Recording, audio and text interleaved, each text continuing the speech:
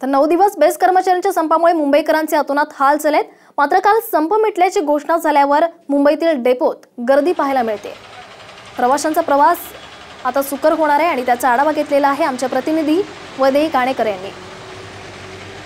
9 दिवस बंद केल्यानंतर आता पुन्हा एकदा लाल परी रस्त्यावर धावू लागलेली बघायला मिळते आणि याच मुंबईतल्या सगळ्या बस डेपोमध्ये आता पूर्वीप्रमाणेच मुंबईकर गर्दी करताना दिसून येत आहेत।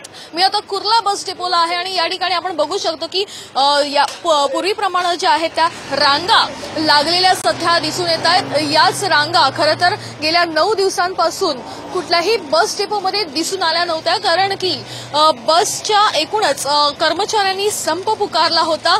अखेर त्यांच्या मागण्या या मान्य होण्यासाठी जे आहे ते कोर्टाने मध्यस्थी केली होती आणि मागण्या ज्या आहेत त्या आता मान्य झाल्या असल्याचं कोर्टाने सांगितलेलं आहे। त्यासाठीचं आश्वासन देखील त्यांना देण्यात आलेलं आहे आणि पुन्हा एकदा ही लाल परी मुंबईच्या रस्त्यांवर धावू लागली असल्याचं चित्र बघायला मिळालंय आणि त्याचप्रमाणे मुंबईचे डेपो देखील मुंबईकरांनी खचखचून भरलेले दिसून येत आहेत।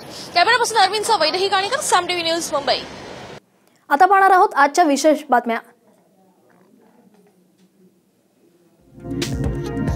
आज अनेक महत्त्वाच्या घडामोडींवर आपली नजर असणार आहे। सर्वात पहिली आणि महत्त्वाची बातमी ती म्हणजे मुंबईसह इतर शहरांमध्ये डान्स बार मधली छमछम पुन्हा सुरू होणार की नाही यावर सर्वोच्च न्यायालय आज अंतिम निर्णय देणार आहे।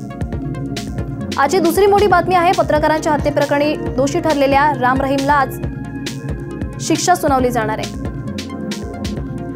आजची तिसरी मोठी बातमी आहे ती पुण्यातल्या पाणीबाणीची। पुण्यात पाणी कपात असताना गलथान कारभारामुळे मोठ्या प्रमाणात पाण्याची नासाडी सुरू आहे। आजची चौथी मोठी बातमी आहे बेस्ट कर्मचाऱ्यांच्या जल्लोषाची। बेस्टचे कर्मचारी आज राज ठाकरेंची भेट घेणार आहेत। आजची पाचवी मोठी बातमी आहे ती म्हणजे नांदेडमध्ये प्रकाश आंबेडकर आणि एमआयएमचे असदुद्दीन ओवैसी यांची जाहीर सभा होतीये।